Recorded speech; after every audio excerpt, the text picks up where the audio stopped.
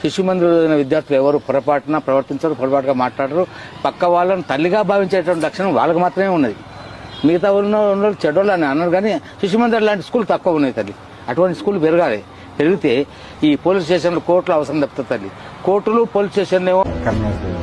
చిన్నప్పటి నుంచి సరస్వతి శిశు మందిర్లో చదువుకున్నాను. అంటే శ్రీ సరస్వతి శిశు మందిర్ అనే స్కూల్లో చదువుకున్నానండి. ఆ స్కూల్లో మాకు చిన్నప్పటి నుంచి కూడా రామాయణం, మహాభారతం అని చెప్పుకుంటూ వచ్చేవారు. సో నా స్కూల్ కి నేను అంత డబ్బులు వచ్చింది వాస్తవమే. ఇప్పుడు ఇంగ్లీష్ మీడియం స్టార్ట్ చేశారు కాబట్టి చాలా కాంపిటీషన్ ఉంది. ఇప్పుడు ఇంకా నెక్స్ట్ ఇయర్ గా చాలా పెరుగుతుంది. ఓకే, వాటిని స్ట్రెంథెన్ చేయబోతున్నారు. స్పెషల్ కేర్ తీసుకు స్ట్రెంథెన్ చేయాల్సిన అవసరం లేదు. శిశు మందిరాలు అంటేనే బ్రాండ్. నేను పూర్వ విద్యార్థులుగా మీ అందరినీ కోరుతా ఉన్నాను, మనమందరం కూడా ఈ సరస్వతి విద్యాపీఠంలో చదువుకున్నప్పుడు భారతమాత బుద్ధి బిడ్డలుగా ఈ దేశ సంస్కృతిని ప్రపంచ జేటాల్లో చాటాలి. సామాన్యకు అందుబాటులో ఉండే విద్య, మన సంస్కృతిని మనకు గుర్తు చేసే విద్య, మనకు సంస్కారాన్ని ఇచ్చేందుకు విద్య, అది సరస్వతి శిశు మందిర్ ద్వారా లభిస్తుంది. అందుకని దీని ఒక ఉద్యమంగా తీసుకోవాల్సిన అవసరం ఎంత ఉందని చెప్పి నేను భావిస్తా ఉన్నాను. ఈ ఎడ్యుకేషన్ అనేది, నేను కూడా శిశు మందిర్లో చదువుకున్నానే. 10th క్లాస్ వరకు, 5th క్లాస్ సగం వరకు ఆదిలాబాద్ లో చదువుకున్నా.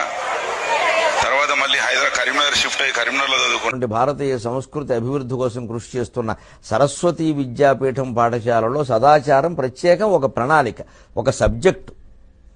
ఈ తెలుగు, ఇంగ్లీషు, లెక్కలు. सरस्वती शिशु मंदिर देश के अंदर हजारों की संख्या में जिनकी चेन खड़ी है, बिना किसी सरकारी सहयोग के संचालित हो रहे हैं। और इसकी शुरुआत 19 पहले तो आपने जो शिशु मंदिरों का हवाला दिया, मुझे लगता है कि शायद आपने उन्हें नजदीक से जाके नहीं देखा है। मैं उनसे जुड़ा हुआ रहा हूं और वहां सांप्रदायिक भेद। कुछ स्वयंसेवकों ने शिक्षा में क्रांति लाने के लिए विद्या भारती नाम का संगठन करा थे। करीब 25,000 स्कूल चलते हैं उनके देश में और 30 लाख से छात्रा एट अ टाइम होते